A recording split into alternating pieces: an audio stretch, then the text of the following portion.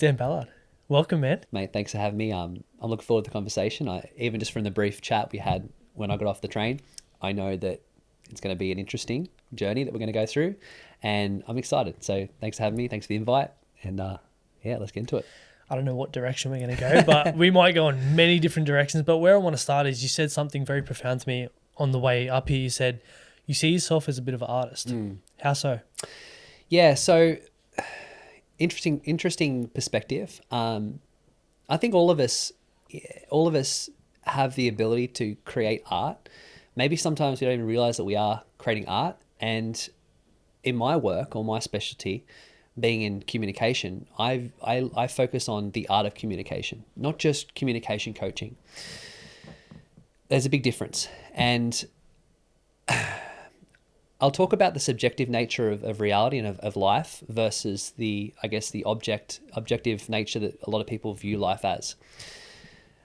I can teach you the skills of communication, which will no doubt help you and maybe help you create greater influence and maybe even a better quality of life. But the thing that I've learned over my time that's going to set you apart is actually learning the specific skills that you need to set yourself apart. And for me, that's where the artistic, avenue opens up for an individual. So a bit of, a background into why I think this way is I'm a personal mentor. I don't see myself as just purely a business mentor, even though I do touch on business and I do work with business owners and entrepreneurs and organizations. It's definitely what I do. My work is on the art of communication, helping people build specific interpersonal skills that will set them apart from everyone else. And that's a really important thing because we all have our own individual strengths, our weaknesses. We also have our genuine curiosities, our passions. These all come together in, the artistic expression of who you are. If you get caught into thinking that communication is A to B, and I've heard this person say this is effective, so it must be effective for me, I think that's where a lot of people it's where their confidence gets affected because they're taking what someone says as that's the most important thing I need to focus on. And if I don't do that, then I'm going to fall behind or I'm not going to be as successful as what I could be. And that's what I invite into. I invite people, whether they're students, whether they're just people observing a podcast, whether they're my clients, I invite them into the pathway of the art of communication. So does that give you context to how I view that? It does. And where I wanted to branch off a little bit from that is communication is probably one of the biggest skills that we can have. Yes. Every day we're selling ourselves. Yes. Right? And a lot of people are great at communication, but they're not authentic with their communication. How do we embrace our authenticity in the way that we communicate with people? Yes, very, very good question. Where do I want to go with this? So what I will talk about is I want to offer something. I want this to be a really practical experience for people. I don't just want to just repeat what everyone's heard before. Recently, obviously, what's come out is my TED Talk. Now, my TED Talk, that phone call where I was invited to come and present and give a TED Talk, it's been a dream of mine for a long time. And the thing I had when I spoke to them, they were like, what do you want to talk about? Like the guy who actually invited me knows me very well. He's actually been a student of mine who's involved in the organization. And that was the pressing point. It's like, what do you want to talk about, Dan? You've got so much you can talk about. And to be honest, at the start of that, I was scratching my head.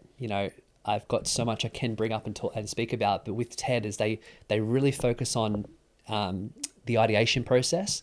Like, how do I reduce my idea into this like tight box? Because you only got 15 minutes or so. Yeah, they position you as, okay, here's 15 minutes. Mine went 18. I planned for a 14-minute talk, 40-minute talk, and it blew it all the way out, which is, I could talk about why and how that happens.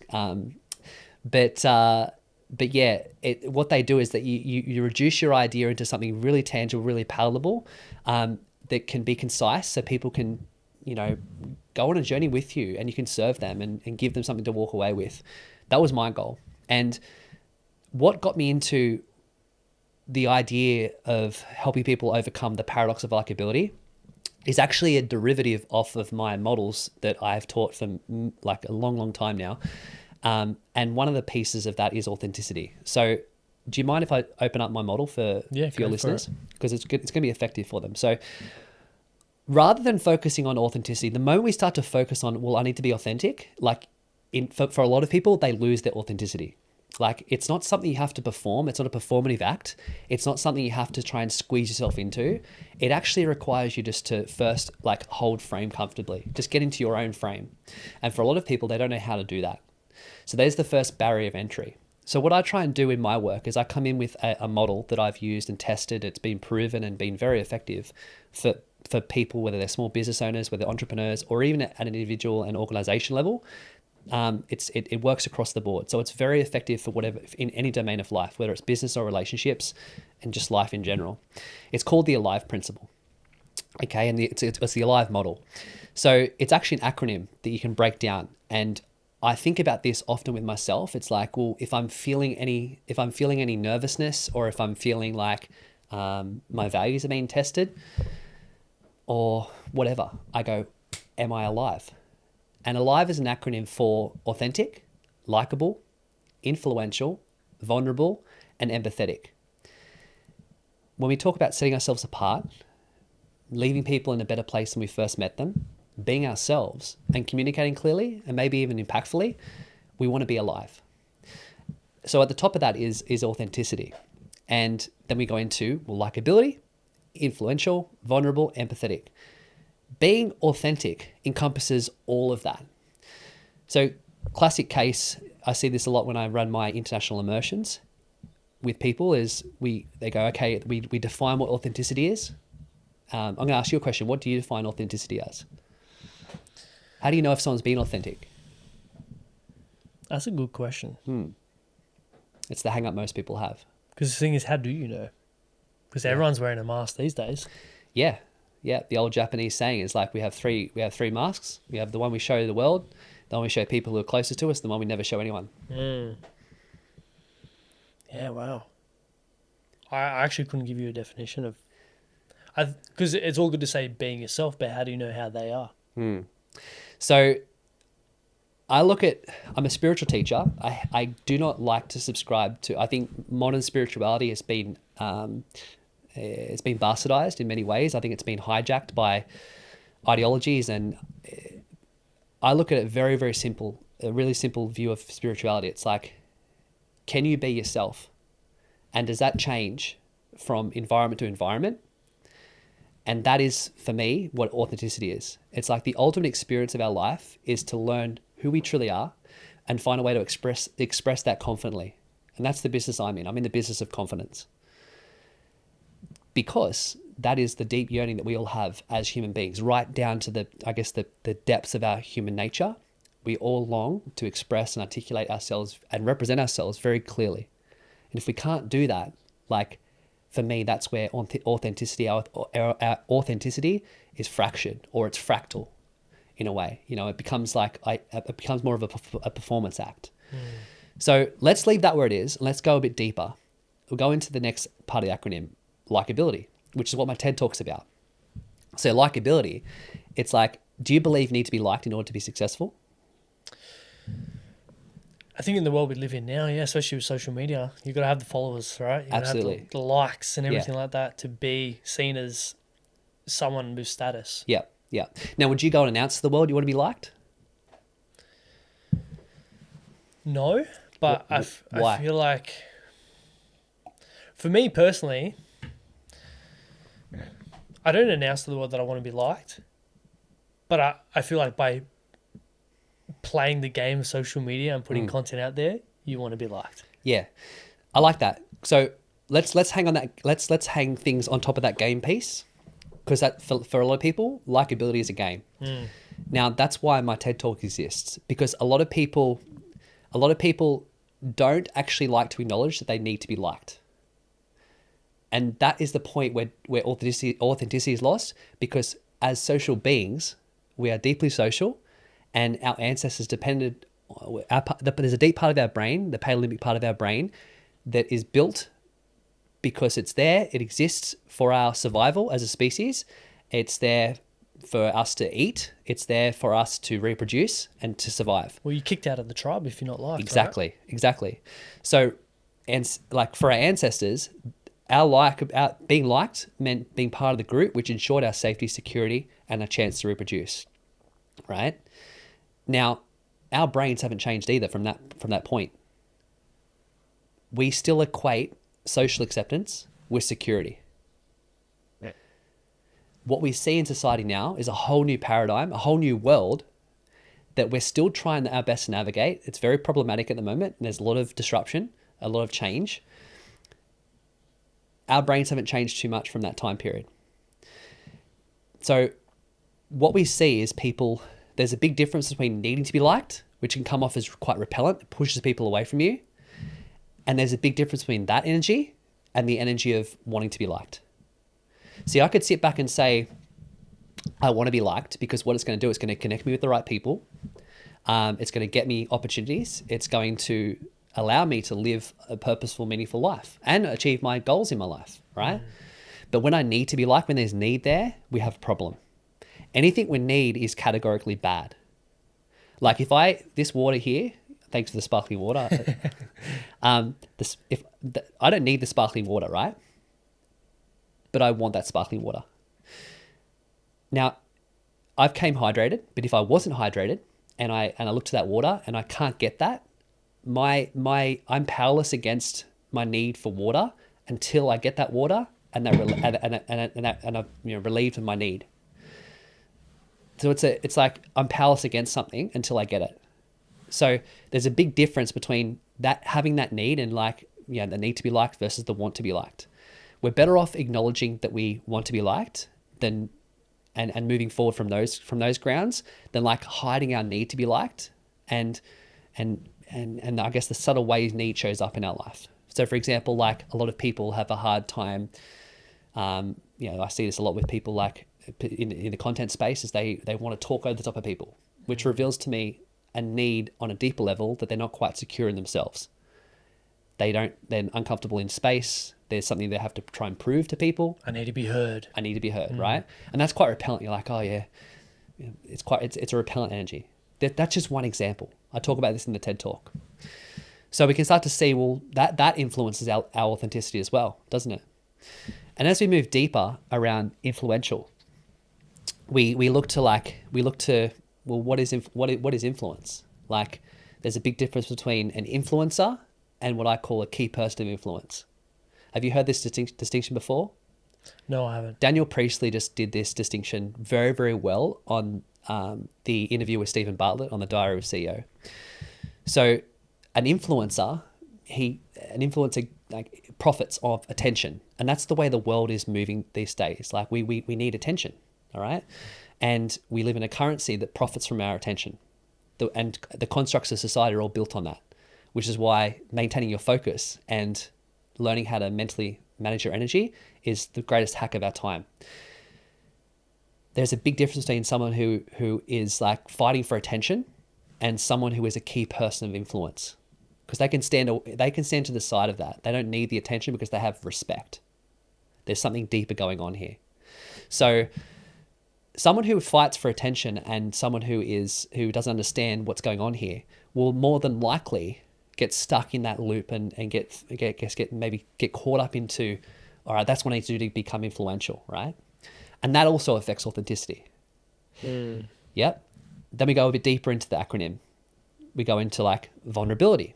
A lot of people have a problem with vulnerability as well too, which is literally, I'll ask you here, what do you think vulnerability is in a really simplistic viewpoint? Vulnerability is it's opening up about things that you may not share with others. Yep. And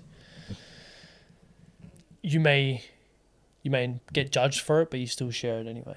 Yeah. So what I hear in that is whatever happens, I don't have control and I'm okay with that. A lot of people struggle with this. It's if things don't go this way, will I be okay? And a lot of people, don't allow themselves to, people have to hold the reins so tightly to the point where they lose themselves, or they don't actually get the chance to express themselves artistically, or maybe even get to the edge of like their belief systems, or maybe even their own shit, their own inner shit, that they're not able to, like, I guess, walk through those waters on a deeper level with people. So it makes it very, very hard for people to be truly vulnerable. We even like, I guess you said it's about sharing things, right? It's like a lot of people are very comfortable oversharing and dumping things onto people. That's not vulnerability. That's trauma dumping. Yeah. Vulnerability is I'm willing to see you, brother. Like I can see you. I can see who you are. I know what you're about. And whatever comes up, I'm willing to walk alongside you with that. You know, you might also have a view of me that might be, you might have something against me. You might have something you need to say to me that might be confronting and uncomfortable. Well, let's hear it. I'll walk with you on that journey. That's vulnerability. I can't control what you think. I don't know what you're thinking, but I'm willing to see what's going on. So that also affects our vulnerability, right? Can I ask you something? Sure. We spoke about men and mental health and everything like that. As a man, how vulnerable should we be? Because we're in a world now where men need to share their feelings, their emotions, and this podcast is around men's mental health and being the best version of yourself. And I'm a big believer in vulnerability breeds vulnerability. Yep. So if we can open up to each other, we're going to feel more comfortable, right? Yep. But how much should we open up? Good question. So what stops men from holding this? This is actually a very, very penetrating question. It's a very hot question right now. This might be a bit more about my opinion versus what is more, I guess, factual.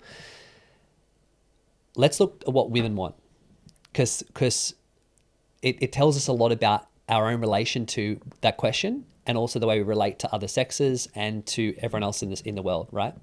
So it holds the key. Relationships always hold the key to deeper truths. What women want from us as men is a sense of safety, security, steadfastness. I just wrote about what masculinity is. Masculinity is is so needed. It is such a loving, strong, directive energy that can cut through objects that are in the way through the lens of truth, right? It can stand against things that are opposed forces against truth, or things that aren't good. Like, it's a beautiful thing. Now, when we come into like, well, how much should men open up? Well, that's men now starting to get into the feminine aspects of themselves, right? Well, let's surrender that, whatever's going on, whatever guard or whatever facade or whatever ideal of how I should be in the world, let's leave that where it is. And now let's enter uncharted territory in a way. Let's move into my feminine nature. What women want is men to be able to hold that frame, but not get lost in their emotions. What I would suggest and what I coach people and mentor people through is in something that the ancient Greeks used, and it's a very, very useful tool. So here's a tool that your audience can take away, is we want the delicate balance between thinking and our emotions. Is it like stoicism? Similar. Yeah. Yeah. So this is more of this is around that time period, but there's a great metaphor for this. Is like, we have the horse, right? This represents that, let's just say it's vulnerability. It's our emotional nature, all right? It's just, essentially it's our energy that needs motion. It's what gets us out of bed in the morning. It's the desire to do better. It's the desire to get into life and, get into a gallop. That's the horse, right? But then we have the rider, which is what men do very well. That's the thinking self that sits on top of the horse, all right? Now, where a lot of men are trying to find this balance at the moment, and also women are trying to, I guess, point men towards as well, is we want to sit on top of that horse, our emotions, with the rider, the thinking self, hold those reins, but not too tightly. Because if we hold those reins too tightly, we don't get to express ourselves. We don't get to use that energy. Our own emotions become, I guess, in a way choked and held in. But we also don't want to let go of the reins and be lost in the chaos, right? And because that's what the mind naturally does as well too. The mind tends towards disorder. What the masculine will do is he wants to direct, and he wants to be able to hold those reins, but not too tightly. So what we want is a delicate balance between thinking and emotion, between sitting on that horse, that emotional self, and understanding what's going on for ourselves through self-awareness. How am I feeling? What's going on inside me? Why is that happening? How do I relate to this in my life? How do I relate to myself? What do I think about this? What do I value? Am I making decisions aligned to my value? This is all that emotional aspect, right? So we want the balance between thinking and emotion is by sitting on that horse and maybe loosening the reins a little bit more so that we can start to work with our energy versus, I guess, shut it down or keep it in or maybe shame it and just pretend it's not there, right? But here's the true key. The whole time that dance is going on between, do I hold them tightly? Do I pull them back? We have the chariot behind the horse, and that is the soul, the spirit that just watches over the whole journey. I got a friend who is a very high level performer, good friend of mine, and he said, Dan, I said this recently, we're in the trenches training hard. He goes, mate, a good day, a bad day for the ego is a good day for the soul. This gives us the perspective of like, it wraps things up beautifully in the way that what we're looking for is to not get lost in our emotions, but we want a delicate balance between knowing what's going on, how to manage them, and use them rather than, I guess, suppress them or shame them or wrong them in any way, shape or form. Is that helpful? Yeah, no, it definitely makes sense of, as a man, it's understanding your emotions and having control over them to a certain degree. Yes. That's what we want, right? But when it comes to relationships and women, are there certain things we should and shouldn't share? You mentioned as a woman they want security, right? So then should we go to them about our financial issues if we're going through struggles? That's a very good question. It's a very good question. So the moment we start, I'll talk about my experience, right? So my wife she's quite grounded. Like she's got beautiful feminine qualities. Like I've got a traditional role in my relationship where she's at home. She's doing the absolute best job for my son possible. Like there is no one better for her, for my son than my wife. So, but then she's also very, very grounded, and has very useful perspectives on like what's going on. So I know my woman very well. She also knows me very well. We have this relationship where like if I'm in that role, doing what I need to be doing, what is in I guess in line with what I need to do. If I feel like I'm stressed and there's stuff going on, then I'll open up to her, and she knows, she has this knowing of going, oh, this is just that moment. Dan's gone through a little bit of a spiral here, like he's lost frame. What does he need? She starts to think about what I need. Now, for me, it's my job as a man there to respect, I guess, that it's not her responsibility to handle everything that's going on, but together we're going to work as a union to navigate these murky waters. It's temporary, right? So the onus is always on me. I think this is the thing. The key here is that to realize that, well, the onus is always on me as a man to return to my frame. If I can't do that, I'm actually, there's a problem, right? So do you want to go deeper into frame? Yeah, I was just about to bring up, like you've mentioned frame a lot of times now. Would you be able to explain it, and how can, as men, build our frame and hold it as well? Yeah. So frame is like, what comes to mind when you think of a frame? Frame of a house. It's your frame of the TV here. Like, so like, and how I teach frame is like, okay, we want to get into a solid frame, but the truth of getting into a solid frame is realizing that even though it puts us into like a box, we can like stretch and widen that I guess the frame as wide as we want to go. Now, so we start with this. Frame is our frame on a really, let's talk about the psychological view of it. Frame is the psychological context of how we see ourselves internally through the self-image. It's how we see ourselves and then relate to everything else around us. So if we're needy, for example, we've spoke about likability and about need. If we're needy, we're going to have the tendency to move out of our frame and become overtly concerned about the thoughts, beliefs, opinions of other people. So if that is the case, and I'm needy, and I'm outside of my frame and I'm in someone else's. Whereas if I've got discomfort going on, like I might have some financial troubles, I'm internalizing a lot, I'm at war with myself, I can be in that frame. I can be in that frame and have an awareness of what's going on around me, but I can still stay comfortably in my frame, even though it might be challenging. So when I talk about, will I come back to my frame? It's like, okay, right now, when I enter Katie's frame, my wife, if I enter her frame, I know it's only going to be for a brief time period. She might be able to hold some really useful space for me. She might offer me a perspective. This is what women do very well. Is women have this profound way, brother, of opening up our world for us, right? They're geniuses at that. We're very like linear. We think down the pipe. Okay, I'm going to go here. I'm going there. Like, and we turn off that peripheral vision. A good intelligent woman will be able to help you orientate and see the world in a different way. So I'm going to use that to my advantage, all right, for the betterment of my family and also for the service of humanity and myself. But it's then my job to take account and responsibility to return back to frame, back into relation with myself, using that perspective or using what comes from that to help balance out what's happening internally. And we're constantly doing that shift between internal and external worlds. That's what the brain does. When we meditate, we close our eyes in meditation.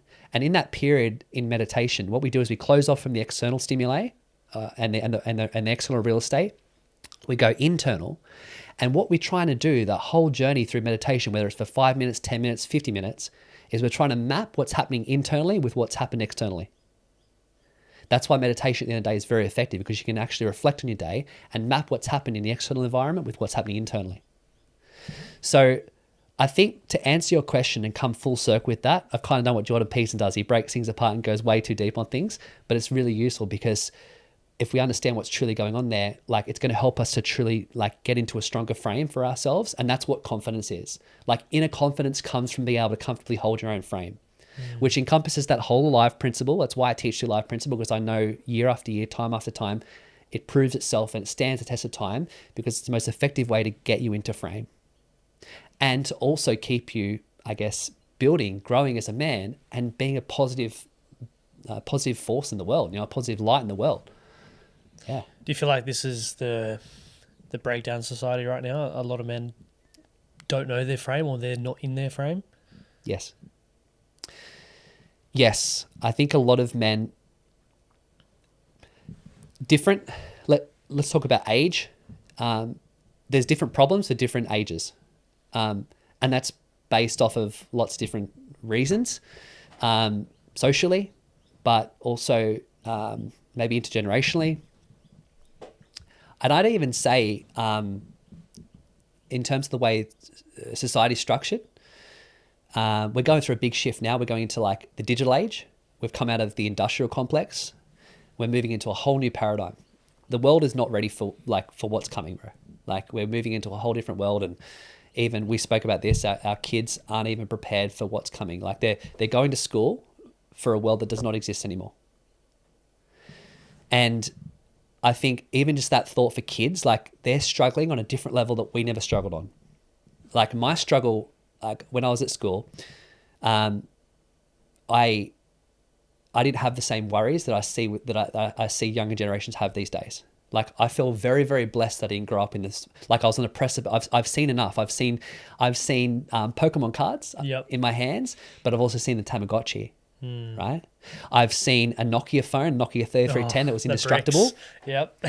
But I've also seen this highly powered device that in the iPhone that takes my whole attention span and can keep me here for 3 hours. So I'm very blessed and lucky to be able to see the dance between two different worlds. All right. I think that's a true gift of people in our time period, is like we get to be the mediators, and I believe we're the leaders because we're in touch with the old paradigm and we're in touch with the new paradigm as well too. So there's problems that exist for younger kids. There's also problems that exist for older people because they're trying to do the same thing. We're trying to find meaning and map our life in a way that's meaningful and it's helpful to other people, and so that we can be happy. But there's different problems at different levels. You caught the train here today, right? Yeah. I'm sure you would have been observing your environment and everyone. Yes and no. But because I spent 30 minutes in meditation on the train. Okay. Yeah. Well, when your eyes were open, you would have noticed everyone looking at their devices. Nearly every minute of people's waking moments of each day, they're on their screen. Mm-hmm. We live in a very, very noisy world. A lot's happening. How do we escape that? Because it is a trap. As you said, you can get sucked in 3 hours. I've done it. You possibly done it. We've all been there. How do we get ourselves out of that? Well, I'm going to ask you to answer that question. there's two things we need for proper change. The first is awareness. All change starts with awareness. And this is what the personal development space, why it's so hot is it gives you all the insight and the awareness, but it doesn't prepare you for wisdom. All right? You can't get wisdom from a book. You get insight from a book that then hopefully will become wisdom. Yep. So what we see is we have to be able to have the awareness, all right, of ourself. And Socrates points us to this, to know thyself, and that encompasses to like understand our limits and what's going on in our environment, who we are. And so there's that first. And then the second part of that is there has to be acceptance, which I find a lot of spiritual teachings lead us towards more acceptance, more self-acceptance. If I was to look at solving this problem, I would look, firstly, we have to have that awareness, but I would look more so towards acceptance. You're better off not going to war with the way things are, because it's going to create hostility in you and also friction. We want to be less we don't want to have that, right? The best way to look at things is going, okay, there are massive tech companies that spend millions and millions of dollars to keep my attention. They have complex and very in-depth algorithms that know me sometimes better than I know myself when I go unconscious. A lot of people are too proud to even say that. So you got to realize what you're up against. You got to know your enemy. Art of War, Sun Tzu. You must know your enemy so you can master it completely. So know your enemy. Know what you're up against. The way out is through, and you accept it as it is. Cool. I know that I'm up against these forces. I know that there's engineering, there's color schemes, and there's things that are at play here from these big tech organizations that want my attention and want to keep it because they get paid from that through data engineering and mining. So that's the first step. It's going, okay, I accept that. Then it becomes, well, through self-awareness, what do I specifically need to change? And it will most always be that you need a mental energy management strategy. So if I'm mentoring young kids, that's what I'm focusing on. I'm focusing on their mental energy management, which we didn't have to worry too much on as a kid. I grew up with a lot of trait anxiety. I grew up hypervigilant. I had unique circumstances that led me to that, and I had a lot I had to manage and get through. But it wasn't so much a big problem. Depression, anxiety wasn't as big as it is now. Maybe it's because it wasn't recorded, and we live in a very, victim-minded society these days. But it's more problematic now, which tells us there's a lot going on with the war that we're up against, or the enemy is an invisible enemy. It's a spiritual war, and it's against a world that profits off our attention and wants to get our attention and keep it. Okay, and distort our view of how we see life. Like there's so much propaganda as well too. Propaganda has been used throughout history for a long period of time, but it's the antithesis of it, and everything that's going on right now. It's pointing us towards, well, if I learn how to properly develop a mental energy management strategy, I will get through this and I'll thrive. Because that's the goal. We want to thrive in life. We don't just want to survive. Fuck that. We're not here for that, brother. We're not here to pay bills and die.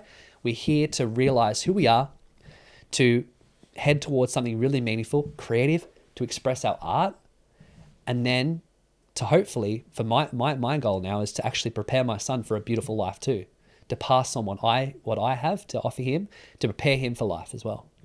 Yeah, social media has its benefits for sure. It's a Absolutely tool. does. It depends on how you use it. But coming back to the whole acceptance piece, it's for me, it's having acceptance in who you are as well, because a lot of people just use it as a form of escapism.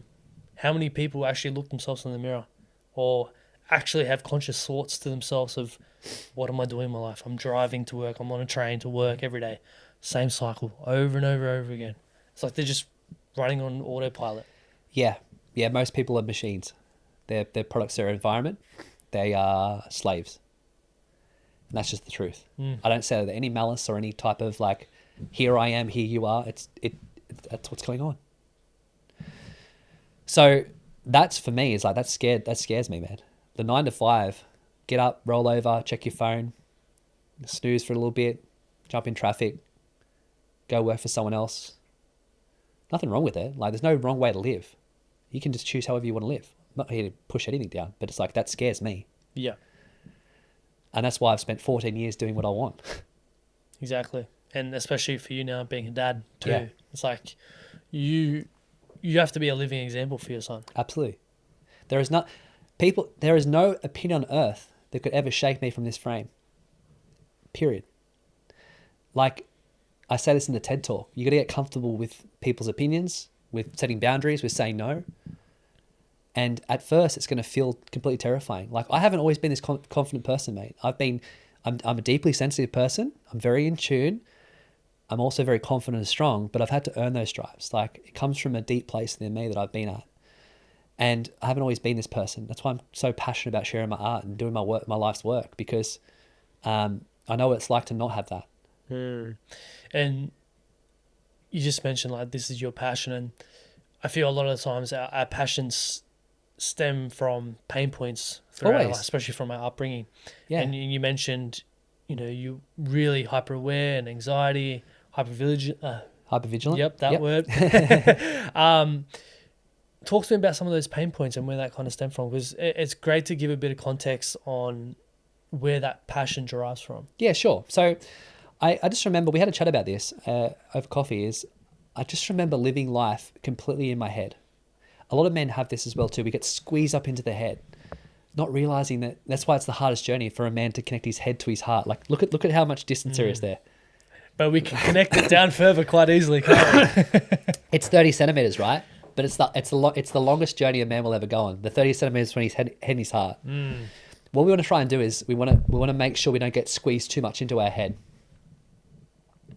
We want to understand how to get into the heart. What was your question again? I got a bit sidetracked there. The pain points for your upbringing that's derived you into your passion now. Yeah. So I live life through the head. I had a lot of what I call ants, all right, crawling around in my head. It's like a left to right swarm of echoes. I completely was just anxious, just anxiety in the brain, and would always visualize the worst case scenarios playing out. And it taught me, obviously now I'm obviously like years down the track, I'm through that. I realized that I didn't see the world as it was. I saw it as I was. So I became obviously very, very skilled and adept at knowing what's going on, and learnt behavioral psychology. I learnt psychology. I learned mindfulness, and I've been on, I've done multiple tens of thousands of hours in meditation. I've been taught yoga internationally, been a student, which makes me a good teacher. So I'm a student first. And, in that time period where I was super hyper vigilant, I would tiptoe around, I'd live life completely outside of my frame, right? I'd tiptoe around the opinions of other people, like dancing around trying to control that. And I wouldn't know where I fit in between that. And then, but when I did fit in there, it would be a completely inauthentic expression of myself, which led me to taking, performance-enhancing drugs, steroids, try to be bigger and appear as someone who is like strong and has things together, is confident. So that, even though it was so painful, and it led to a complete breakdown where I wanted to take my life. Really? Got that bad? Yeah. How old were you when you had those thoughts come to your mind? The ironic thing is I built a really good brand. I was already a very successful personal trainer, but then I got a call from my fiance at the time that my relationship was over. Now, at the time, I was not just managing the grief of that relationship, but I didn't know who I was. And I was managing the grief of and the intense pain of going, I have nothing here. I had no tools to support me. I didn't know what to do, where to turn to. And I remember just laying there in so much pain, and I had my mum next to me, and it was like probably the lowest point in my life. And I could not control, I had this like cathartic crying, and I couldn't control myself. I felt completely worthless, mate. And there was a point where I started having those thoughts, and then I was around the right people or wrong people, I should say. And I started thinking about ways to do it, and what are the consequences, and you start to just measure things up, and so I didn't stay in it too long, but then when I realized, I really looked to myself, I looked in myself, and there was a profound thing that happened. I can't explain it too well because it's just it's something so experiential I can't explain, but something happened where I looked in myself, and it was like when I was gasping for air, cathartically crying, I just looked so deep into myself somehow. Maybe it's perhaps the first proper meditation I ever did, but I looked in myself so deeply, and it's just like this light. This is like an opening of light just popped up, and it hit me and said, it's going to be okay. Like, and you're going to use this. And so I did. And that's where I started the journey of like understanding myself and of building these unique skills I've got and building myself into this dynamic person that can help so many people at scale. But if I didn't grow up walking on eggshells and like becoming hyper vigilant and hyper focused on what people are thinking and feeling, I wouldn't have also got these amazing skills to understand what's going on for someone. Because that's what makes me really good at what I do too, is without you even opening your mouth, I know what's going on. I can see in your body language, I can see in your tonality, I can see the shifts in your mood, I can read your energy, and I know exactly what's going on for you. And all I need to do is ask questions. That's why I'm a mentor. A mentor should be able to see that what's going on. A lot of people brand themselves as a quote unquote mentor. They're not a mentor. They're someone who has a framework, a coaching thing. It's like a mentor truly can see what's going on, can divorce themselves from what's going on and be totally through the eye of service and go, I understand you. And then let's work to resolve this, or let's work to enhance this. So if I hadn't have gone through that period, man, I wouldn't be the great person I am. So I'm so grateful I did. We have to go through our shit, right? Yeah. And these people that have, God, I think of like all of the most impactful like leaders I know and entrepreneurs and I hate that word, but healers. They've all experienced the ones that are, I guess, that are set apart from the rest. Like they have this story, or they have a similar story, which is why I think a lot of them like lead with the story, and they're like, oh, here's my experience, because it creates that relatability. Yeah. I don't like to do that. I don't like to do that now, because I find like I'm a bit past that. Like I don't need to relive that whole experience. I have enough now, and I believe in myself enough and what I do to just lead with my service versus my story. But I see the power of it, you know. I want to touch a bit into anxiety.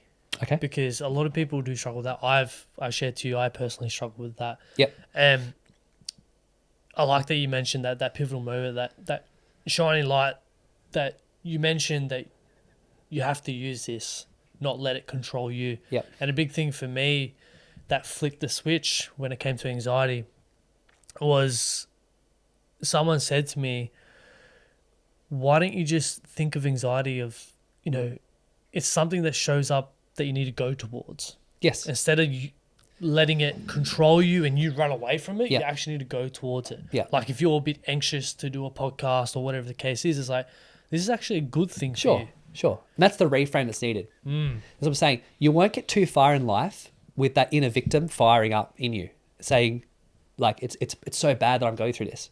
All it is just see that you will always lose the battle if you can't frame your mind correctly. All battles are won and lost in the mind. The frame we're looking to get into is realizing that anxiety is simply just feedback. It's an alert system, and it's a good thing. There's a couple of principles I teach clients, and I tell them that anxiety is going to come up. Anxiety is actually a feedback of change. It's a good thing it comes up. So if it's just it's a basic feedback, so we understand, okay, I'm getting some feedback now. There's something hitting me that's giving me some it's an alert system, right? It's like an anticipatory alert system as well. A lot of people there's two forms of anxiety, right? I look at it through you can look at anxiety binary, where it looks at you can look at it as, all right, it's just fear, like it's energy of fear. It's fear with negative anticipation, or it's fear with positive anticipation, and you can control which one you see. Fear with negative anticipation is anxiety, all right? Fear with positive anticipation is excitement. Yeah, I've seen the studies of the correlation between the two. And yeah, this is an opinion. This isn't just my wisdom talking. This is actually there's depth to this, right? There's fear with positive anticipation being anxiety, and there's fear with negative anticipation, excitement. You can control which one you see. It's the same if you look at a really simplistic view of understanding what depression is as well too. Depression and anxiety is. If I'm teaching my meditation students or yoga students, and we're really deep, I help them understand how to find the middle, which is the present moment. And then when they're in that present state, when they're in their frame, and when they have context of themselves and their life, we see that what they're actually suffering from is not a label of depression or anxiety. It's actually from fantasy and the illusion of the past. So we're fantasizing about what could happen, fear with negative anticipation or positive anticipation, big excitement. So it's like a fantasy, okay? Or it's just we're remembering something that hasn't happened. It's the illusion of the past. Oh, so that has happened. It isn't here anymore. It's in the past. That fantasy piece, do you feel like social media plays a big part into that? Like we're Plays into it. Oh, Plays look into what this guy's doing. Look at movies, everything like that. What does it actually do? If you the further we zoom out of this, what is it actually doing? It's telling you that where you are isn't enough, and you should be here. You should be doing this. Have you looked at this? And that is a tool you need to. That's a perspective you need to I guess integrate if you're going to use that platform effectively, because it is a tremendous tool. Don't mistake me in thinking that I don't think it's useful, because it has immense benefits. It's afforded me a life of freedom.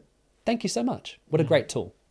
But the moment I become the tool, yeah, and I'm being used, is a problem. Because that's what they want. They want to use you. You can create or you can consume. When you said most of people don't reflect and they sit on that train and, like, ironically, I came on the train, but they're stuck in this loop. You're either a consumer or a creator, all right? Creative energy, same as artistic energy. So a lot of people think, oh, well, I don't even know where to start. Start somewhere. And that's the thing. That's why it's so important to understand your genuine curiosities and your passions. Like, head towards that direction. I was actually working a 9 to 5 that I fucking loved.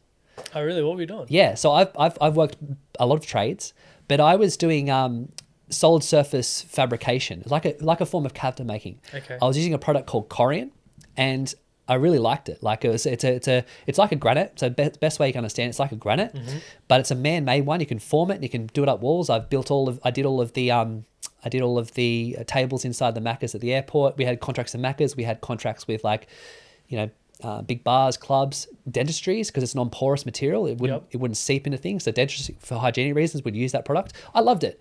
And I thought, well, what's the next step? I might go to the States for it and stuff. Anyway, I had a friend of mine who I was actually working with, and he said to me, he literally gave me the push. He said, Dan, I think you should go and do something you're passionate about. Like, you love your training, and you're so good at it. Like, I want to listen to you talk about this. At the time, I was very big on TRX training, and he's like, you should just go and pursue that. I always saw myself as becoming a teacher. That's always been a dream of mine. I just had this knowing of, like, I need to teach and I want to teach. That was inspired by good teachers I had in high school. And I thought, I'd love to, but then we create all these objections as to why I can't do it. The brain starts to go, you can't do it because of X, Y, Z. And I already loved what I did. But then I was like, why not? So, all right, I'm going to go to university. Now, through school, I didn't get good enough grades to go to university. So there's two options. I could go open foundation and I could go get my ATAR up. So I was willing to do that. But then I found another way. I was like, well, I can get my Cert 3 and 4 at fitness through TAFE. All right. That's going to give me then that equates to a strong enough ATAR to get me into secondary PE teaching, because I've always been great with anatomy, with performance training. Like, it's who I am. Like, I'm just a fit guy who understands the body and the mind. And let's go there. All right. So I literally went to my first lecture and I never came back. I remember sitting there. I forgot that the girl was next to me. She's like, where are you going? So I'm out of here. She's like, huh? We just started. Yeah, it's not me. And that's when I went into my business. It wasn't cool to become a personal trainer at the time. Like, it wasn't like it is now. And I decided to become an IBO, an independent business owner. At the time, there was only a handful of us on the East Coast, and I chose to become that. Now, came out the gates of TAFE, followed some great advice from the teachers through TAFE, and made my first 6 figures in the first year of business. And that I knew, I had a client, her name was Rhonda. God, she's a cracker. That's one of the funniest things ever. She'd be rowing. She'd be on this water rower, and then her technique was all over the shop, and then the seat fell out from under her. She bruised her tailbone. I hope she's not watching. She's gonna go, damn, why'd you say that? She said to me, you realize you can't go back now, Dan? And I was just like, yeah, what do you mean? She's like, you just got to keep on this path, hey? This is like 2 years into running my business, and at the time I was also running a team as well. They contracted me to run 16 trainers as the head of the PT department. So I knew what I was doing, but I didn't at the same time. I just was so passionate. I knew how to get the best out of people, and that's also what built a lot of the skills I have today. And and that moment was like so defining, because she's like, on one hand, you've like the person that you love so much has abandoned you, and that's the theme for me, is like abandonment. That's where my deepest wounding was. I say was because it's like it's something I've overcome. Yep. And will always need to balance it out, but it doesn't hold me in jail anymore. And now I'm at this point where it's like I've got that going on, but I'm also free. Very interesting point to be at. So yeah, I that was the moment I was like, I'm never going back. Like whatever, like, and I started to look at things really creatively, and I started to look at things as like, I can do anything. And I started to think, well, I'm an artist. Like I've got a craft here. Like I'm crafting this beautiful product. It's called the body. I can teach people where they're losing. I could teach elite athletes where they're losing torque, what part of your body breaks down neurokinetically. Like where is the disconnect in the way that your brain and your body talk? And I became really, really good at that, and healing injuries, and work with profile athletes. And then, yeah, I still have that passion today. I can feel it. Yeah, bro. I still have that passion today, and I was very good at it. Now, and I proudly say it, I was one of the best around. I probably still to this day could be better than a lot of them out there.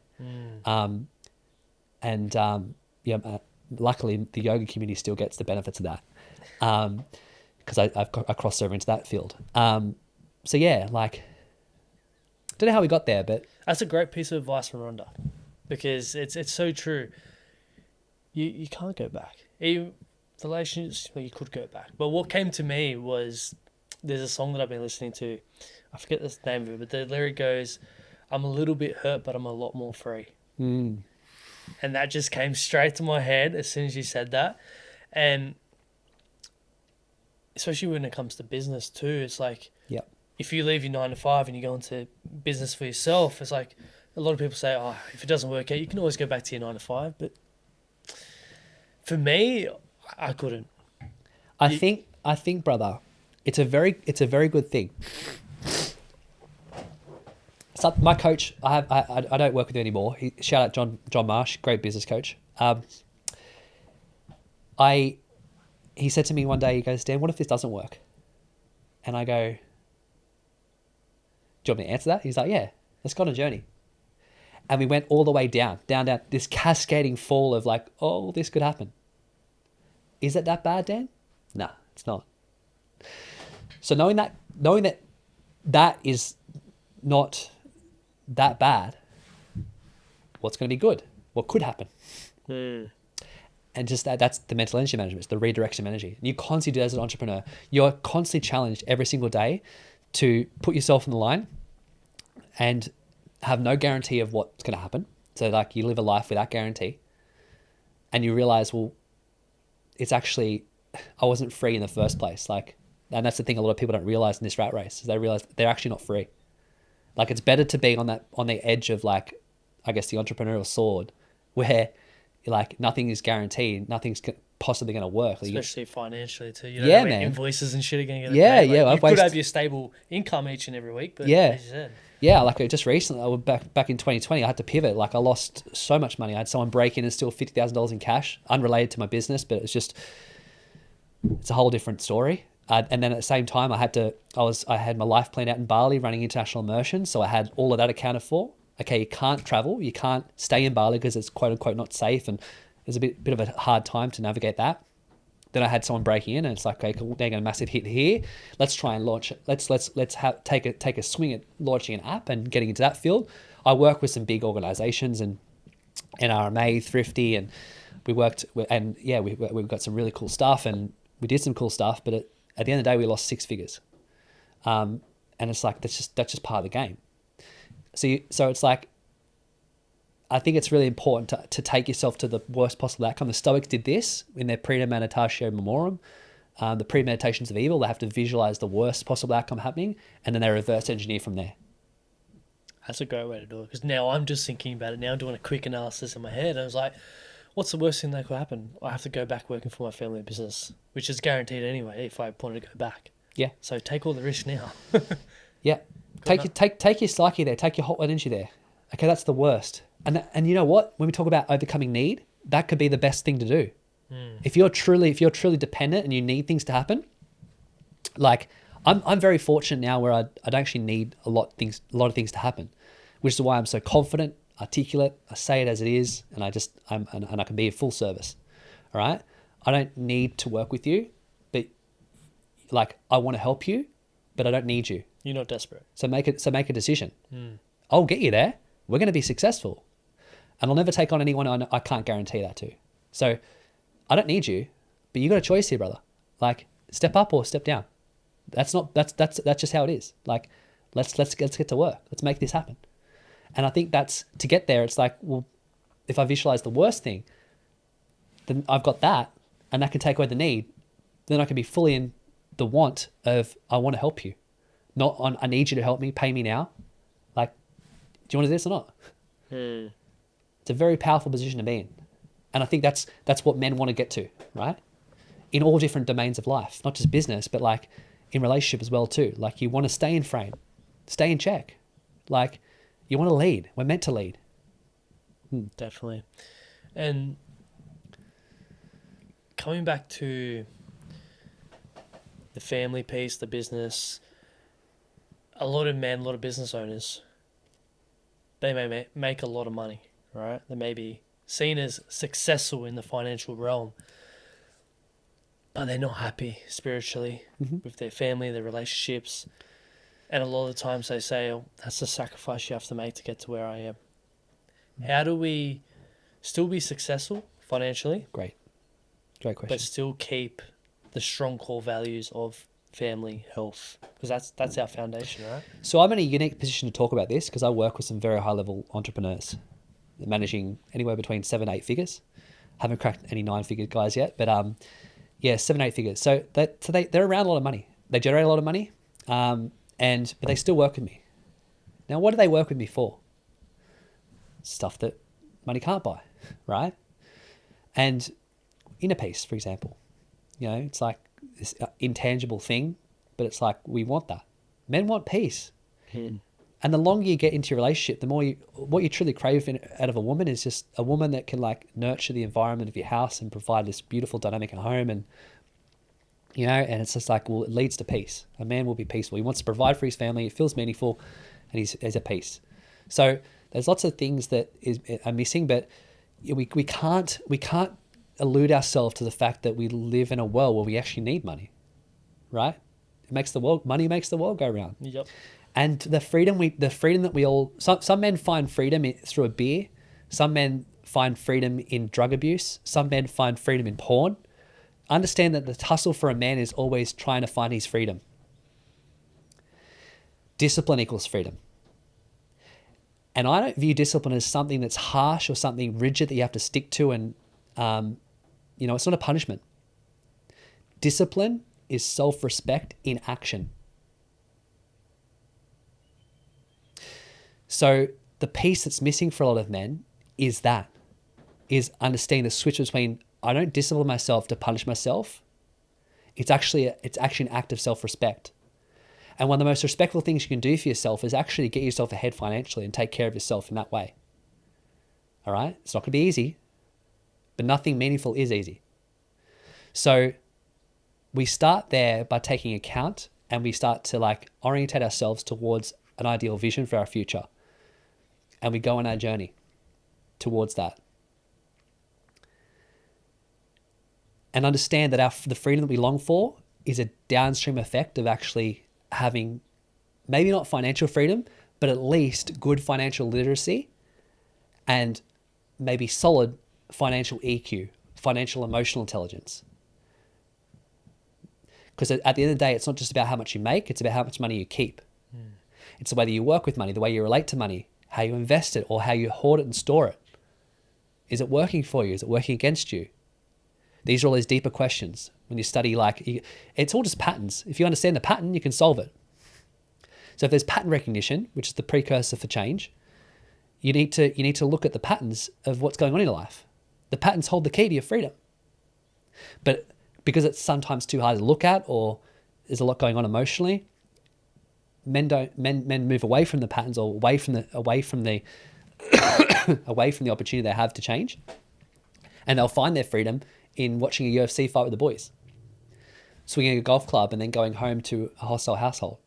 You get this temporary moment where I get to play golf and now I'm free. Escapism, really. But then I'm not.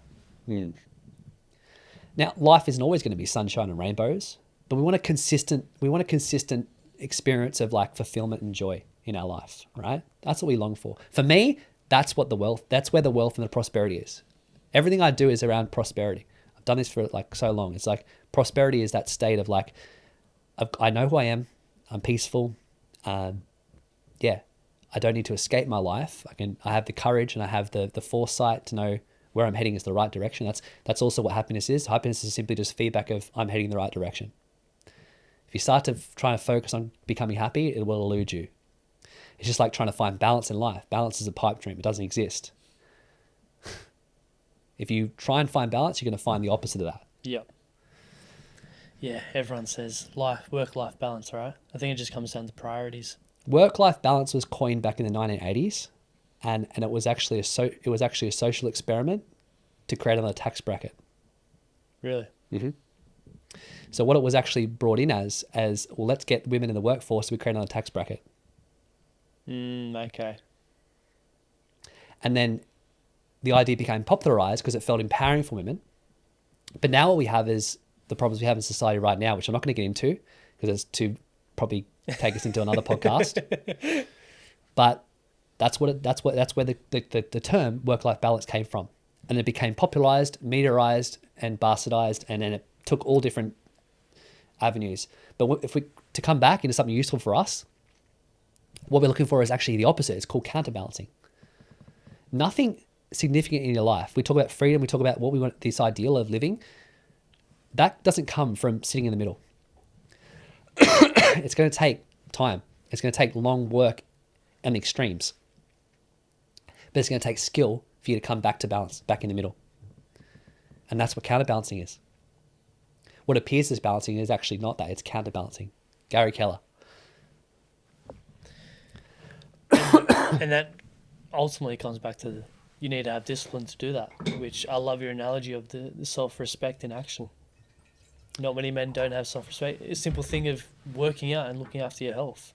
That's a sign of respect for yourself, and that impacts the way you turn up in your job, for your friends and family, for yourself, for your kids.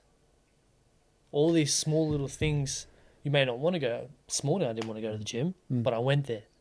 Didn't hate it, but it was the discipline to get up there and do it because I knew that would allow me to turn up as a better version of myself. Because I know the days that I don't go, I vibrate at a lower vibration because I put myself down. I'm like, you're a lazy fuck. You didn't go to the gym this morning. Yep. Sorry, man. I got bad coffee. So, haven't eaten that discipline piece, the way you put it, is brilliantly. I've never heard someone say that before, so I love it. Yeah, I just put out an email about that actually. I wish I had my phone on me, but because I broke it down into 6 steps or 6 equations. But anyway, we'll work off that basic premise that, because I heard Jocko Willink, right? So Jocko Willink is a thought leader who I like. I got a lot from his leadership books. If you don't know much about Jocko, he's a really hard dude. Like, he's a proper guy. Like, he's ex-Navy SEAL, is he? Yeah.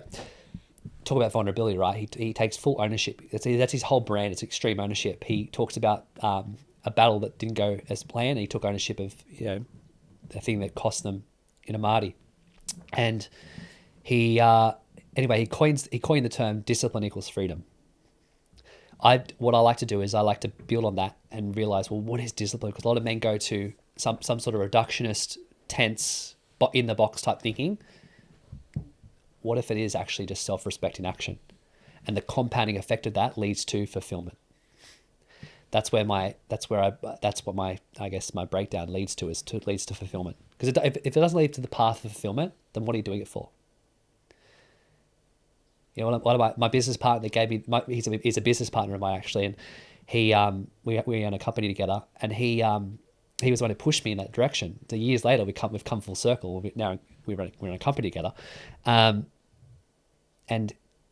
he was the one who gave me the push, and he said something. I said something in the mastermind. He joined my mastermind and said, one of the most profound things you said to me, Dan, was, "What's the point of having the Ferrari, driving it to work for a job that I hate, around people I don't even want to be around?" It's true. They say there's a lot of rich people crying in their Ferraris because they're not fulfilled. They're not happy. They may have all the money, but you don't take that with you when you go into the grave. Yeah. But you take the memories and the fulfillment and the life that you lived, and that's what's truly important. But this doesn't take away from the desire to want to make wealth. Yeah, definitely. We're not saying it's a bad thing. No, but we just have things in a certain frame. Yeah. We have perspective. And you have to orientate with life with this perspective. Because otherwise, the thing about this is, like, life is always a juggling act, right? We're juggling all these balls. We've got family, we've got health, we've got business, we've got money. Business, we don't really want to drop the ball there, but if it drops, it will bounce back. Same with money, drop back. You have things like health. As soon as you get sick, health becomes the highest priority. So if we drop that ball, it doesn't just bounce back, it smashes. It's a glass ball. So with family and your kids, boom, they can smash. It doesn't just get scuffed and come back. So I think you have to orientate with perspective as a man. And that's what you're looking to create what you're about in your podcast, and I guess what you're trying to do. Yeah, no, because I really now understand the importance. Like they say, health is your wealth, right? That's the foundation. And this isn't new news. This is like the Buddha. If you translate, so I've got a background in a lot of meditation. One of my most influential teachers is Jeff Oliver. He's an ex-Buddhist monk, 30 years, and I've sat in monasteries. I've gone on Vipassana, and the Buddha would actually talk about it actually being a moral and even ethical necessity to keep the body in good shape so the mind could also be clear. Yep. And if it wasn't, there would be a lack of clarity. There'd be turbulence in the mind field, distortion of the way we saw ourselves in the world, suffering, dukkha. You are a very spiritual man. But again, it's just I'd rather be myself. I wanted to frame it with, you're very spiritual. Are you a religious man by any chance? Are you a man of faith, or? I have faith. Yeah. I have faith, not in the way that it's tied to maybe a dogmatic view of faith. Faith, I believe, is the strongest energy that we can work with. I'm glad you said that, because I brought this up plenty of times. We've mentioned throughout this podcast the suicide rates, especially in the youth these days, and I feel like that's coming from a lack of faith, a lack of that energy force that we can draw from, because we feel like as men, the world is on our shoulders, which is to a certain degree it is, but if without that faith, we've got nothing. So you may hit the pitfalls. But yeah, I've got nothing against it. At the end of the day, people are going to live how they want to live, and they're going to draw from what they need to draw from. It's all good. Just like people are going to learn from people. Some people look at me as a mentor and say, he's not for me. They might actually work with someone who I've mentored. You know, that's happened many times. I just haven't been a good fit for them. It's just how it is. If you derive your sense of faith from religion and from like, I read the Bible. The whole thing. I say I study it. Yeah, I've tried to read. It's complicated, me. Yeah, it is and it isn't. Like, it takes time. Yeah. That's why I say, well, I don't sit here and go, I've read the Bible. It's like, well, it's part of my experience of learning and growing, and it's a story that can offer you, can influence your frame. One of my good friends, he is born again Christian, Keanu, and I've saw him come into possibly the strongest frame I've ever seen him occupy in his short life. It's a fantastic thing. That's amazing. I'm so happy for him. He's found his faith. Me, on the other hand, I have lived a very unique life, and I've seen enough to have a faith of my own. Now, that's not saying I'm God. I'm not that egotistical and narcissistic to think that that's the case. But I do know that when we look into ourselves and we tap into, I guess, the deeper aspects of our existence, then it starts the journey of opening up to a higher mind that organizes things perfectly. Maybe not in the way that we like it and what we want, but we're always going to get what we need. Who would want someone to break into your house and take 50 grand in cash? No one in their right mind. But what does it afford you? My life got better after that happened. Thank you, God. So this is at that time, I was back walking on eggshells, reliving all of my whole past, like, feelings of, I was scared again, man. I was just a little broken boy. I got you back now, brother. I'm going to take the hand of my inner child. We can walk through this. I know someone's walked through, they've compromised it. We got this time. You don't have to walk in eggshells. We'll walk through this. We'll laugh at this. And I did.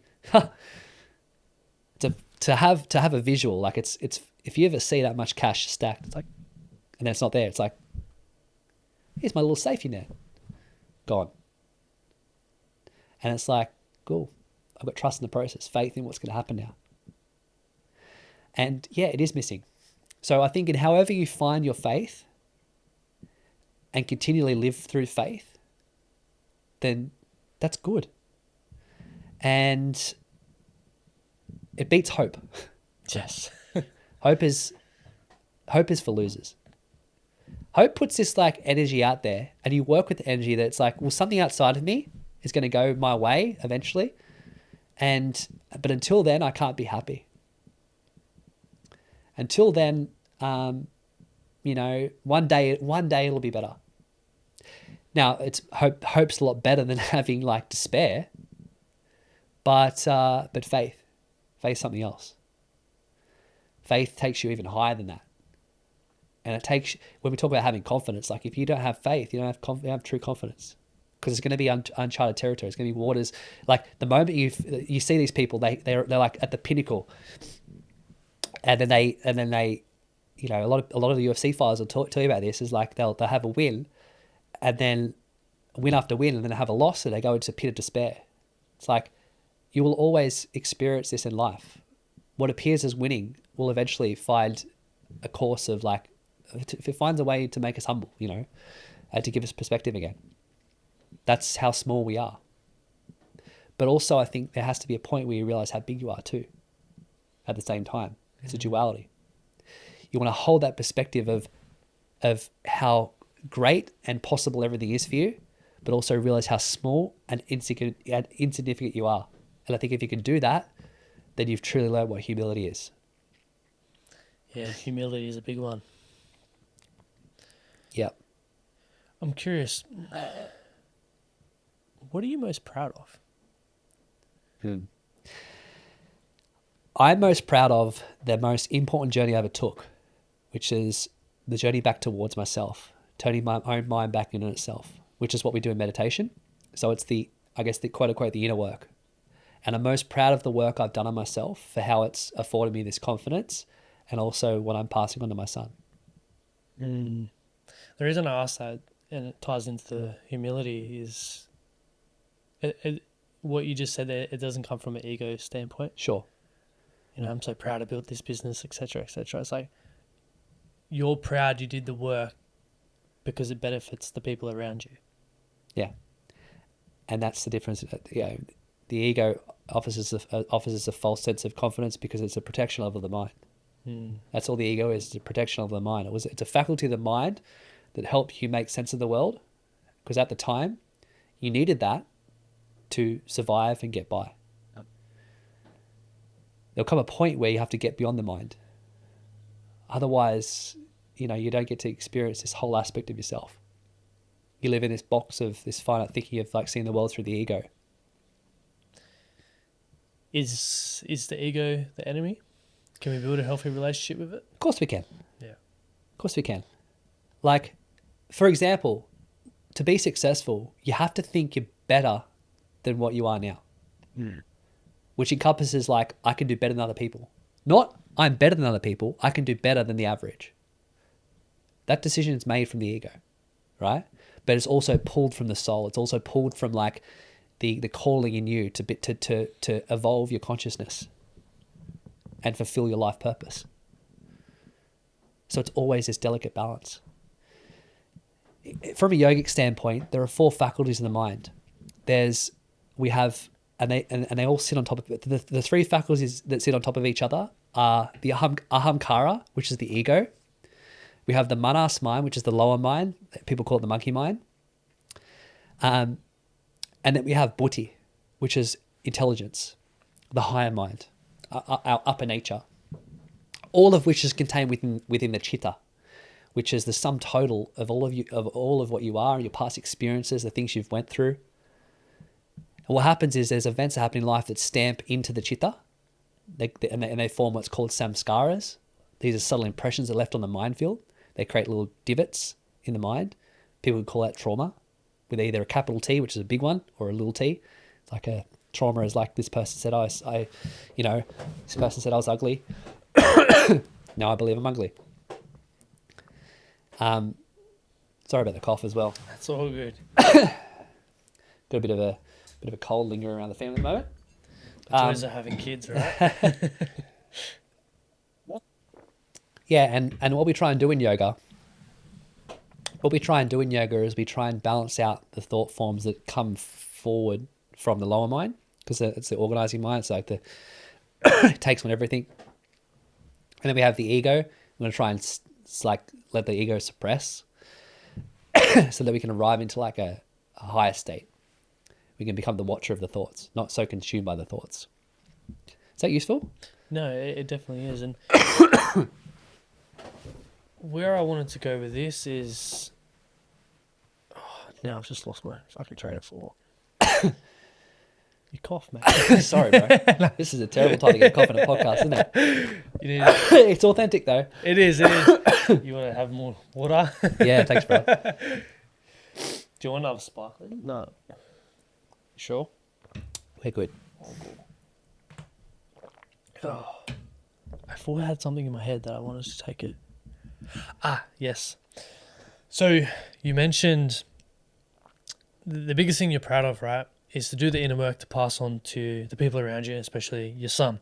What are some of those pivotal things that you actually want to pass down to your son?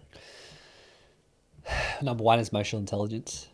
It's the most important thing is for him, I guess, provide him a sense of safety and security to be himself, and to learn how to communicate himself, to represent himself accurately, to articulate himself, but to manage his emotions in the big events of life, the little events of life. Like he has control, but he also has, what I see in my son, he's already so incredible. Like he's got a lot of my sensitive traits, and he's already very, very switched on and intelligent. I can see that. Like it's perfect. I only did a breathwork journey yesterday actually, and it just it came to my awareness of just, I ended up in tears. Like just, I couldn't control myself. Of just how perfect he already is. So it's like, I'm excited to see how I can facilitate helping him become his full potential. And I think even just passing that even me just with that intent and the energy of that, and all of my skills as a human being, as a mentor, as a student of life, the thought of passing that on to him, like what a pass on of generational wealth.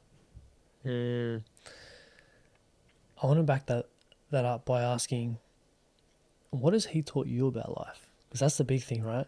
Well, he's taught me how to become a man. Because I think nothing prepares you for fatherhood. You can try and organize yourself in a way, and you can do that. You know, you can set yourself up a little bit to become, for fatherhood, but you can't, you have no way of preempting what's going to happen. So he has taught me how to become a better man already, and he's only come out to 1.5 years. So it's like, wow, like how special. He's also taught me the importance of standing for something. Like we make unconventional choices for him, and that rubs on people the wrong way. They internalize that and personalize it as a problem to do with them, but it's not. It's just how we want to do things. So he's taught me to stand for something greater than myself. Do you feel like he's strengthened your frame? I'm going to ask you what you think. I think so. Yeah. And being a father, it does put life into perspective. Like, it's bigger than you now, right? Yep. You got this little being that you have to not only provide for, but you have to guide it and set the foundations, and there's so much that goes into it. Talk about getting beyond the ego, hey? Yes. That's a spiritual experience itself. It is. Some of the most spiritual people I know don't even realize they're spiritual, mate. They're just so comfortable being themselves, that gives other people permission to do it themselves as well. What a great spiritual teacher they are. They don't have to wear Ballard beads. They don't have to put their poses on Instagram. They're just themselves. Well, we're all, in a way, spiritual. We're all energy. Yeah, bro. It's just some people tap into it. Some people are not made aware of it right this moment. Yeah. We live in two places at once. And when we talk about the ego, like we identify physically. A lot of people live their life through the physicality of existence. But we also symbiotically, at the same time, experience life on the spiritual plane. And that's the higher part of what's going on. That's what we return to. I believe that's what we return to after this physical game that we're playing out for a short period of time that really means nothing at all. Like, there's no meaning in our life. Life is impartial. It's not, our thoughts that we have, they're neutral. Like, not every life has no meaning until we decide to give it meaning. What is your meaning right now? Good question. My meaning right now is actually to go to the next level of my potential, to fulfill my calling, which is to speak and move people in such a way it's going to help them be more spiritual, live a better quality of life, thrive. It's to connect. I'm very good at connecting people too. I like to connect people with the right people as well. It's to be the best possible dad I can be, best possible husband I can be. And it's also to wake up every day with that freedom to choose. That's enough. And I think that is the privilege I'm in right now, is I just know what enough is. A lot of people can't answer that, which is why they overtly try and find themselves in making money. Go make money, but know what's going on as well too. Have perspective while you do that. Yeah. You mentioned you want to reach that higher potential for you. Are you currently aware of any areas in your life that are holding you back from reaching that? Yes. And they hold no weight because I'm able to speak to them. It's going on, but it's like, I have life on paper, and also when people observe my life, this isn't my words, this is what people say. Like they see me because they see I've got things balanced out well. I struggle with self-sabotage. It's ironic. And I define self-sabotage as anything that you do when you know what you're capable of that goes against that capability and that possibility and that potential. Why do you feel like that's coming up for you? I think it's a fear of failure on a deeper level. It's the threat of fear of failure. I'm going to ask you then, why do you fear failure when we mentioned that process of going, what's the worst outcome that could happen? Okay, this is what could happen if everything goes right. Yeah. Where does that fear of failure come into there? Well, that's a tool. What I gave you is a tool. It's a tool to navigate that and to lessen the sting of the fear of failure, right? Yes. Coming up for you now like that. I know it's easier said than done to say, oh, do this process and you shouldn't have any fear of failure. But why do you feel like that fear of failure is coming up for you?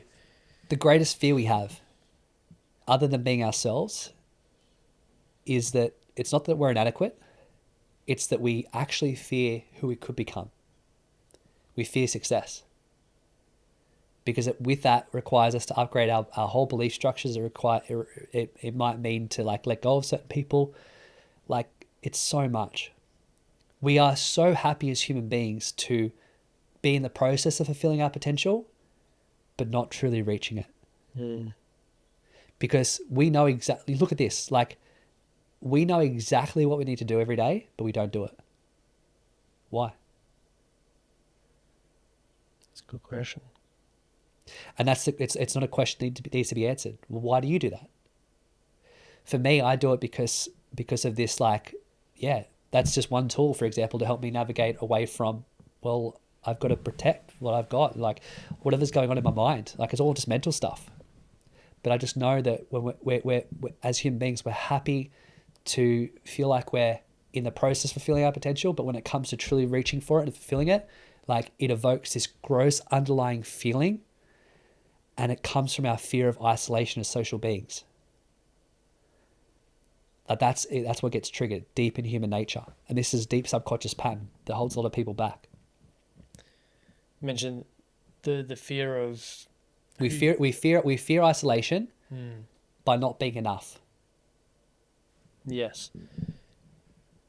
You said you fear who you would have to become to go to that next level. That's all success is. Success isn't about, all right, here's this new level, here's this TED Talk. It's who you become in that process. Who would you have to become? Have you thought about that? Yeah. Yeah? Yeah, I'm with it now. Yeah, I'm with it now. And it's like, it's exciting. But it's confronting because it's like, it's more responsibility. That's what my son's teaching me. My son's teaching me that, hey, Dad, each time you take this responsibility on, your life is going to get better. It's the saying, new levels, bigger devils. Yeah, new level, new devil. Yeah. You'll always have to write. That's why I go to therapy. I don't go to traditional therapy. I go to a somatic therapist, and she's very effective for me in terms of getting me into my. I know what to do. Like I'm a very well trained breathwork practitioner myself, but I go there to have space held so I can like meet that new level, and process what's holding me back. You know, I only did that yesterday, so what came up yesterday was actually like, yeah, she got some stuff come through as well. Like that's her gift as well. She's like a channel, and she's like, yeah, like the message here isn't around belief. It's like, it's not belief for you. It's actually just belief that you're held. Like there's something working for you. When things don't feel like they're working for you, they are. Like trust everything more. It's just that trust aspect. It's that faith more. Have more faith, bro. Have more faith. Lean more into that faith. Don't try and figure it all out. Like you probably know too much. That's the thing. When I started my journey, I didn't know too much, but I was quite dumb. They say sometimes it's best to be naive, right? Well, it's the learning curve, right? The Dunning-Kruger effect. I was most confident when I knew the least. Yeah. And then went through this valley of despair that everyone will go through. And now I'm going through what's called the slope of enlightenment. If I'm being humble, I'm probably like, if I'm being truly humble and like, I'm starting to really reach those upper limits. So I'm starting to return back to a confidence, but it's not the type of false confidence built through the ego. It's a real confidence, which is what I'm passing on to other people the right way. So it stays. And I think Yeah, and I think it's important to understand we sit on that Dunning-Kruger effect. Have you seen it before? I've briefly seen it. I haven't looked too much into it. So the first from the bottom of the axis, it goes up to the top, which is they call it the peak of Mount Stupid. Mm-hmm. And then you drop down towards what's called the Valley of Despair before it goes up to the slope of enlightenment. Meaning that, like, we overmeasure our ability, you know, because of people go through this spiritual awakening and, oh my God, I figured out the whole world. Like, people go do plant medicine, they'll go and do their first yoga teacher training and they go, oh, I figured everything out. That's the top of Mount Stupid. You'll be humbled and you'll go through your true enlightenment, true faith. That's the preparation of wisdom. You'll get insight and the insight will feel good, look good. A lot of people on Instagram are very good at doing this. So they say the right things, but we can tell on a deeper level that's not who they are. They're just repeating what's being said. Like, there's no alignment to who they are, you know, yet. I'm not pushing people down, just yet. It's yet to be integrated. That's the big thing, the integration, right? Yeah. And as a communication specialist, this is what I focus on to help my high performers or high achievers, highly driven people get to that next level. I teach them how to communicate the whole aspect of themselves, but understand that we communicate on 4 different layers. There's what we say, there's how we say it. Then we start to go even deeper. This is communicated subliminally. All right, we pick up on this subliminally. There's intent. So, like, what's your intention here? What's the overarching intent of what you're saying? Like, what's truly behind what you're saying, and what am I feeling into here? And then there's who you are. This is more of the identity piece. And it's important to connect to that, and to know that, and to know your character, and have, you know, get clear on your character. That's what I teach as yoga teachers. Help people get clear on their character, what their character's like. That's where true change comes from. It's why yoga people are happy to, you know, wear all the gear, but actually have no idea. So it's like, if you get clear on your character, like, you can communicate very, very powerfully. And that's what I try. That's how I bring the best out of people, mate. That's a little insight there into my deeper methods. That's the stuff that people pay me a lot of money for. Yeah. Organizations, big business, they see that too, and they've invested in that, because I have the ability to see that and bring that out. And that's the gift. That's the $1 million thing you want to try and connect to. I love that, man. This podcast has been full of wisdom. Before we wrap it up, though, is there any last message, any last area that you feel like called to touch into before we finish up? Okay.